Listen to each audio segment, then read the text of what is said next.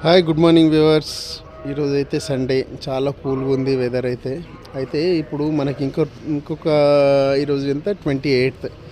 అయితే మనకు న్యూ ఇయర్కి ఇంకొక 3 days ఉంది. సో చాలామంది ఏం చెప్తున్నారు అని అంటే, న్యూ ఇయర్ టైంలలో మనకు అన్వాంటెడ్గా మెసేజెస్ ఎట్లాంటివి అని అంటే హ్యాపీ న్యూ ఇయర్ అనేసి మెసేజెస్ వస్తాయి. దాన్ని ఓపెన్ చేస్తే మన అకౌంట్ కానీ, మన మెసేజెస్ కానీ, మన వాట్సాప్ మెసేజ్ కానీ, మనకు సంబంధించిన ఫోన్లో ఉన్నాయన్నీ హ్యాక్ అవుతాయి అనేసి అంటున్నారు. అది ఎంతవరకు నిజము ఎంతవరకు అబద్ధమో తెలియదు.